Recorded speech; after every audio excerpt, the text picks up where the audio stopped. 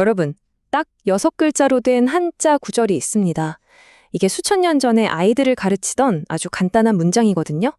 근데 이게 오늘날 우리가 동물을 어떻게 대하는지, 더 나아가서 세상을 살아가는 책임감에 대해서까지 이야기해 줄 수 있다면 믿으시겠어요? 자, 오늘은 고전 삼자경에 숨겨진 그 깊은 지혜를 한번 제대로 파헤쳐 보겠습니다. 자, 오늘 우리가 함께 건너볼 지혜의 다리는 이렇게 생겼습니다. 먼저 삼자경이 대체 뭔지 그 오래된 지혜의 시작부터 살펴볼 거고요. 그리고 우리랑 같이 사는 6동물, 이 친구들의 의미도 한번 알아볼 겁니다. 이 동물들이 우리 삶을 어떻게 풍요롭게 하는지, 또 가축을 넘어서 어떤 존재가 되는지도 이야기해보고요.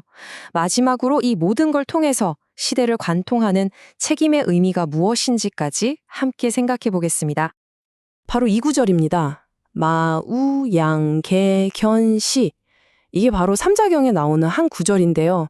언뜻 보면 그냥 동물 이름 쭉 늘어놓은 것 같잖아요. 그쵸? 근데 이게 사실은 옛날 사람들이 세상을 어떻게 바라보고 또 어떻게 이해했는지 그 세계관을 엿볼 수 있는 아주 중요한 열쇠 같은 거랍니다. 네, 맞습니다. 바로 말, 소, 양, 닭, 개, 그리고 돼지죠. 이 동물들은 옛날 농경 사회에서 정말 없어서는 안 될 가장 중요한 6동물을 말하는 건데요.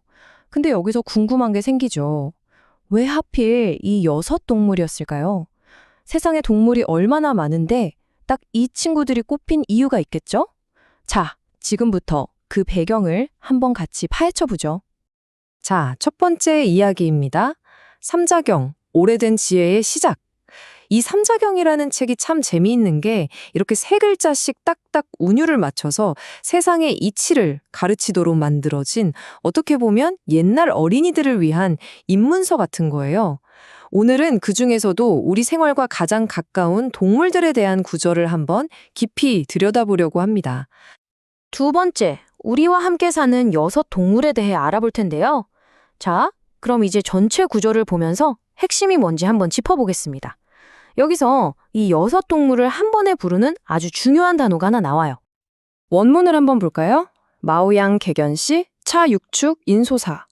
이걸 우리말로 풀면 말, 소, 양, 닭, 개, 돼지.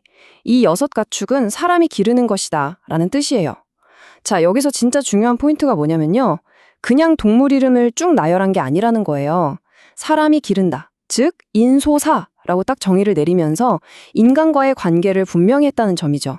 바로 이 지점이 오늘 우리가 할 모든 이야기의 출발점입니다. 네, 바로 이 육축이라는 단어가 핵심입니다.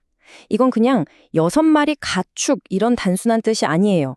옛날 사회에서 인간이 살아남고 또 번성하는 데 꼭 필요했던 하나의 시스템 같은 거였다고 보시면 돼요. 그러니까 식량, 일할 힘, 옷까지 말 그대로 문명의 바탕을 이루는 핵심 자산으로 여겨졌던 거죠. 자, 그런데 이런 생각이 들죠? 이거 너무 옛날 얘기 아니야? 공장에서 동물을 키우고 또 한편에서는 강아지, 고양이랑 가족처럼 지내는 이 시대에 이 육축이라는 오래된 개념이 우리한테 과연 무슨 의미가 있을까요? 어쩌면 이건 우리에게 아주 새로운 질문을 던지고 있는 건지도 모릅니다. 그래서 세 번째 이야기로 넘어가 보겠습니다. 삶을 풍요롭게 하는 동반자. 우선 이 동물들이 아주 오랫동안 우리 인간의 삶을 어떻게 떠받쳐 왔는지 가장 현실적인 부분부터 한번 짚어보죠. 어떤 학생이 이렇게 얘기해요. 저는 매일 아침 달걀 프라이를 먹고 우유를 마셔요. 추운 겨울에는 양털 옷도 입고요. 정말 평범한 일상이죠. 근데 한번 생각해 보세요. 우리가 매일 먹고 입는 것들 상당수가 여전히 이 육축에서 나오고 있거든요. 하지만 우리는 그 연결고리를 잘 생각하지 않아요. 그쵸? 옛날에는 생존을 함께하는 파트너였는데 지금은 그냥 보이지 않는 거대한 생산 시스템의 한 부품처럼 느껴지는 거죠. 그러니까 정리해보면 이렇습니다. 닭, 소, 돼지는 음식을, 양은 옷을 줬죠. 그리고 말과 소는요, 단순한 노동력이 아니었어요. 이 동물들의 힘 덕분에 농업혁명이 가능했고 인류가 문명을 건설할 수 있었던 거예요.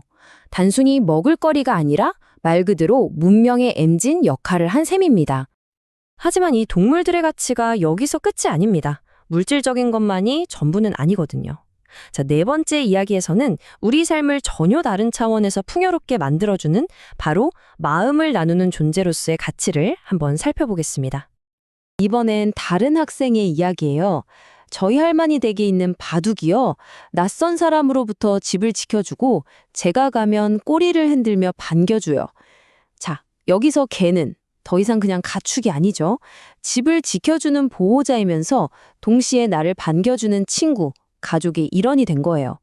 이게 바로 육축 중에서도 특히 개가 우리 인간과 맺어온 아주 특별한 관계를 잘 보여주는 예시라고 할 수 있습니다. 이처럼 동물들은 우리에게 안전을 보장해주는 실질적인 도움도 주지만 동시에 외로움을 달래주는 정서적인 안정감도 줍니다. 생각해보면 복잡한 인간관계에 지칠 때가 많잖아요, 우리. 그럴 때 아무 조건 없이 나를 반겨주는 존재가 있다는 건 정말 대체할 수 없는 큰 위로가 되죠. 일종의 심리적인 안식처가 되어주는 거예요. 자, 그래서 지금까지의 이야기를 한번 정리해 볼게요. 이 육축은 크게 두 가지 역할을 한 겁니다. 하나는 음식이나 옷, 노동력처럼 물질적인 풍요를 줘서 우리의 생존 그 자체를 가능하게 했고요. 또 다른 하나는 위로와 보호, 우정을 통해서 우리 삶의 질을 높여준 거죠. 그러니까 한마디로 생존의 기반이면서 동시에 삶의 동반자였던 셈입니다. 자, 이제 마지막 다섯 번째 이야기입니다. 시대를 관통하는 책임의 의미. 지금까지 우리가 함께 쌓아올린 이 지혜의 다리, 이제 그 마지막 구간에 도착했습니다. 과연 이 오래된 가르침이 지금을 살아가는 우리에게는 어떤 새로운 물음을 던질까요?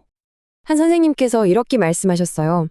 이 구절은 우리와 함께 살아가는 동물들의 소중함을 일깨워 줍니다. 인간이 자연과 더불어 살아가는 존재임을 알려주죠. 이 말이 지금까지의 모든 이야기를 한 단계 위로 끌어올리는 것 같아요. 결국 이건 단순히 동물 6마리에 대한 이야기가 아니라는 거죠. 인간은 절대 혼자 살 수 없다. 우리는 자연과 다른 생명체와 함께 살아가는 존재다라는 아주 근본적인 사실을 다시 한번 깨닫게 해주는 겁니다. 네, 바로 이겁니다. 이 동물들을 책임감을 가지고 소중히 대해야 한다는 마음, 결국 삼자경이 우리에게 던지는 진짜 질문은 바로 관계의 본질에 대한 거예요. 동물을 단순히 이용하는 관계를 넘어서서 서로 의지하는 만큼 책임감과 존중을 가져야 한다는 거죠. 도움을 받았다면 그만큼 소중하게 여겨야 한다. 이 당연한 마음가짐에 대해 묻고 있는 겁니다. 자, 오늘 우리는 6동물 이야기에서 시작해서 인간과 자연의 관계라는 큰 그림까지 한번 그려봤습니다. 마지막으로 여러분께 이 질문을 하나 던져드리고 싶어요. 우리가 함께 살아가는 모든 것에 대한 우리의 책임은 무엇일까요? 이건 동물에게만 해당되는 얘기가 아니겠죠? 우리가 매일 쓰는 스마트폰 같은 기술, 우리가 숨쉬는 공기와 환경, 그리고 무엇보다 우리 곁에 있는 다른 사람들까지.